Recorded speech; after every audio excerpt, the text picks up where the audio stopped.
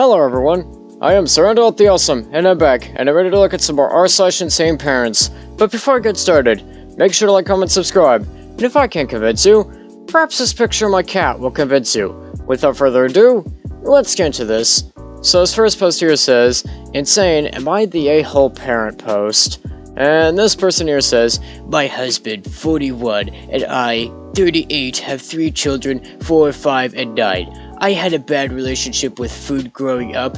My mom and dad believed that food had to be a part of every event for it to be fun. Oh, you got a good grade? Here's ice cream. Or, happy birthday. We'll make lasagna. It was fun as a child, but growing up I realized I needed some sort of food to enjoy any moment. I never wanted that for my kids. Okay. Some I can maybe suggest is probably scaling that back a significant amount. Anyways, this person here goes on to say, so, we have some pretty strict rules. We only go out to eat 3 times a year, once for each kid's birthday. Okay, I don't think you need to go that extreme. Anyways, this person here goes on to say, they get to choose where to go on their special day. They already know this, and it's been this way for years. We aren't the most healthy in the world. Sometimes we make ramen noodles for dinner, sometimes we fry things up, but these things happen very rarely. But eating out is limited to only 3 times with no exceptions. Okay, I think you need to understand that one extreme can be just as bad as another. So, you kinda don't need to go this far, and sometimes it might just be best if you, eat out, just straight up. Anyways, this person here goes on to say, my daughter, 9 female, birthday, I'll call her V for this story, was last week, and that was when the issue happened. In July, I asked her if she knew where she wanted to eat for her birthday, and she said Olive Garden. No issue with that at all. Then, last month, V came to me and asked me if she could go to Disneyland with her friends for a big birthday celebration with one of her other friends. Of course, I said yes, and the day before they were leaving, I started making snacks and food for her to take. She asked me if she could eat with them at Disneyland, and I said no. Then she begged all day, and I finally said okay, but told her that she'd be giving up eating out on her birthday, and she agreed. Again, I think you're going a little overboard with that. Anyways, this person here goes on to say, that night, when she got home, she started crying because she didn't really enjoy any of the food, and she felt that she wasted her one time to eat out. I hugged her and consoled her and told her that her birthday would still be great. A week before her birthday, I walked past her room and saw her sitting on the floor with her siblings, and they were on their iPad looking at Olive Garden, deciding what they wanted to get. I was very confused and immediately told them that we were not going to Olive Garden. V got sad and said that I told her that we would still go. I clarified for her that what I meant was I would make a very nice dinner at home. She got very upset and left her room crying. I assumed she would get over it, but she had gone crying to her dad and asked him if he could take us.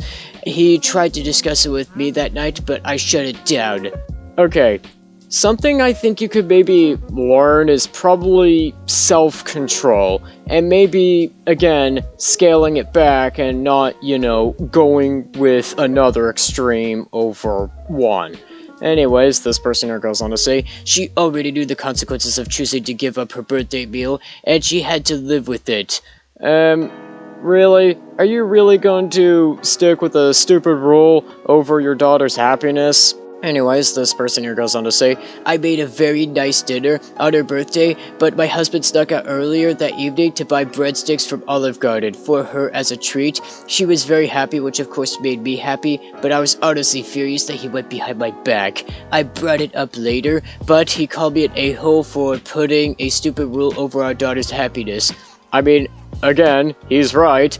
You probably could maybe learn self-control, and again, don't go overboard with one extreme when your parents did another extreme. Anyways, this person here goes on to say, it is more than just a rule for me, and I feel betrayed by him.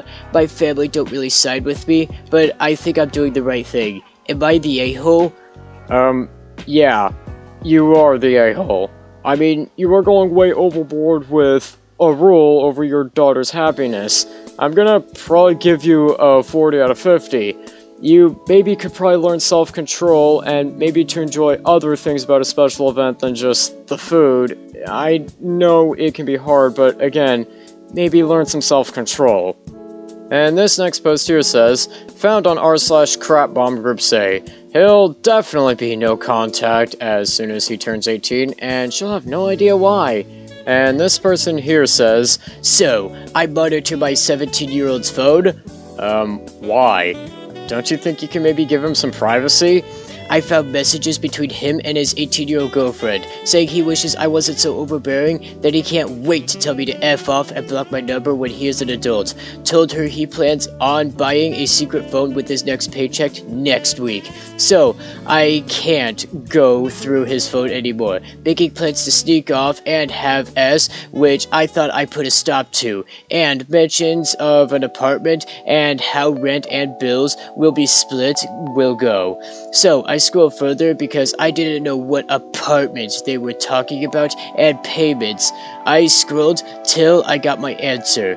Since she's 18, she lives with roommates. Next year my son turns 18, he'll be moving in with her and one of the roommates, but in a different city. Looks like they chose one that is close to the college he plans on going to. I didn't even know of any of these plans. Yeah, I wonder why he wants to keep these secret. I mean, you're so overbearing and hyper-authoritarian, I don't really think that he wants to tell you about his secret plan to move out and go no contact with you.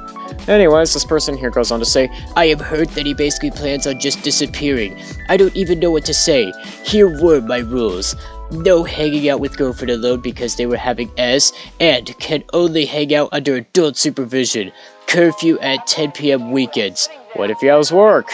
Anyways, this person goes on to say, I must have the password to the phone and social media so I can monitor it. And Life 360 stays on the phone as well. Phones go off at 10 p.m. or 11.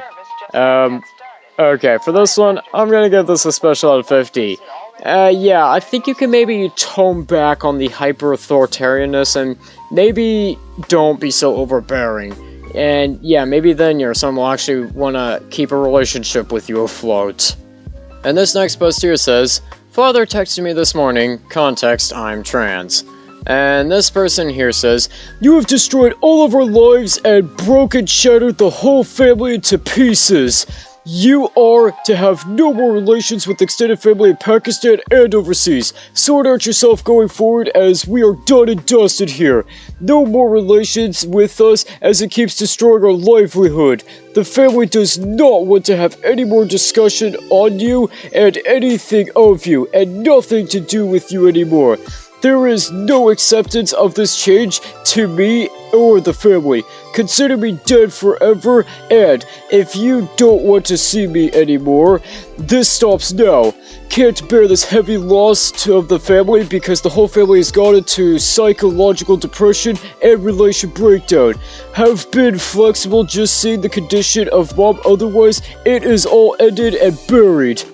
I see that they're taking it very well. I'm gonna probably give them like a 45 out of 50. Of course they blame OP for the fact that their family is falling apart. I think with that, that's gonna do it for today. Don't forget to like, comment, subscribe, and I'll see you in the next one.